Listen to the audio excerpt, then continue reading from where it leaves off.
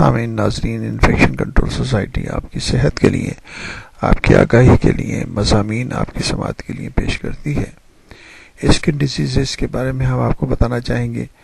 جلد جو ہے انسانی جسم کا ایک بہت ہی اہم عضو ہے، آرگن ہے۔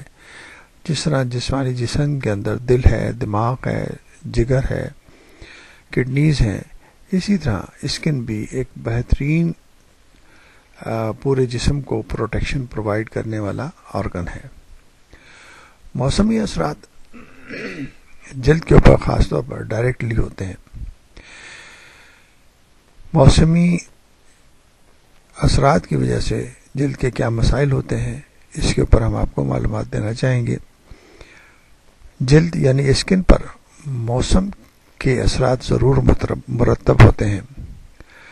مثلاً سردیاں شروع ہوتے ہی جلد خشک ہو جاتی ہے۔ نیز ایگزیما اور کچھ جلدی بیماریاں اسکن ڈیزیزز بھی بڑھ جاتی ہیں۔ بیکٹیریل فنگل انفیکشنز موسم برسات اور گرمی میں زیادہ پنپتے ہیں۔ عام طور پر لوگ شکایت کرتے ہیں کہ سردیاں آتے ہی سر میں خشکی ہو جاتی ہے۔ واضح رہے کہ سر کی خشکی گرمی اور سردی دونوں موسم میں ہوتی ہے، البتہ سردیوں میں اس کی شدت بڑھ جاتی ہے۔ سردیوں میں چونکہ جلد خشک ہو جاتی ہے، لہذا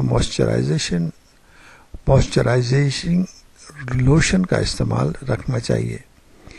یہ نہیں کہ صبح کے وقت ایک بار لوشن لگا لیا اور بس، بلکہ دن میں جتنی بار منہ ہاتھ دھویا جائے لوشن لگائیں۔ اسی طرح نہانے کے فوراً بعد لوشن یا ویسلین لگائیں اور موئسچرائزنگ صابن کا استعمال کریں۔ چکنی جلد والوں کے چہرے پر زیادہ چکناہٹ ہوتی ہے، نہ کہ جسم پر، لہذا وہ خشکی سے محفوظ رہنے کے لیے جسم پر لوشن لگائیں۔ تاہم چکنی جلد والوں کے لیے سردیوں کا موسم بنسبت گرمیوں کے زیادہ بہتر ہوتا ہے۔ اس لیے یہ احتیاطی تدابیر اختیار کر کے آپ سردیوں کے موسم میں اپنی جلد کو بہتر طریقے سے رکھ سکتے ہیں۔